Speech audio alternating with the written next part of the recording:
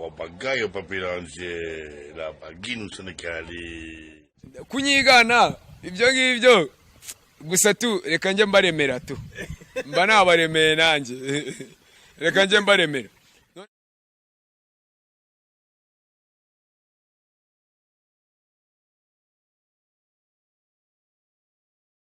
Wapagayo papiranje la baginu Senegali Tuzaru waka gonna say and gonna wanna see it anymore see it tuzaru waka Serene iyo ufashe Sky tukamugeranya nawe bapeti ubu ko kubura bakwiganaga ni ibintu byatanje kunyigana ibyo ngibyo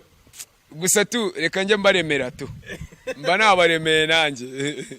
reka nje mbaremera none se umuntu nimba yanyiganye ubwo nyine tu nyine ubwo ngubwo nyine mba namuhaye FM bivuga nyine ko hari abantu bamaze kubona imyitwarire yawe ukuntu ubuganira umeze gutya wivugira uti mbabarira iki niki izi drip ibintu nk'ibyo ngibyo hari abantu ubona babikunda ku buryo muhura bagatangara bigenda bite umusaba abafana bisize irangi cyarenze umufana nanjye ntabyo nzi mbizi nakubwira kuko rwose nanjye ibintu sigaye mbona nago bibaho men tekereza iyo story ugiye kutubwira rero ugiye kutubwira iyo ngiyo nkukupiye utaravuga yitubwire muri slang pakirangiye reba urumva nko kugera genyero z'abantu ugasanga amashori yose ni wowe ari gukurikirana buri muntu wese ufite inkuta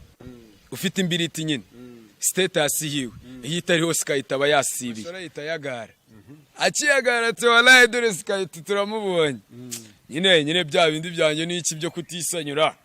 mba nibereye ku gatigito n'iki bwo nayagaye n'iki ndavuze atokereka mfushe mbanze numve lenge zizi shorito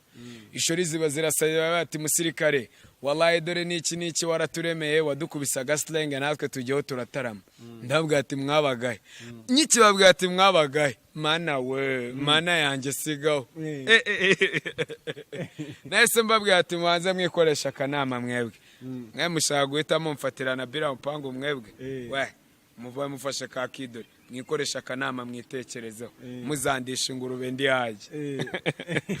ariko nyine tu ntayo birenze n'iki nyine ni kwa kundi nyine ubusanga nyine waritwikiye abantu kabikubitira gaslenge kakabafata bakanezerwa bamwe bakisiga irange bikarangira nyine n'ubundi uri muri temberera uri muri tuyigendere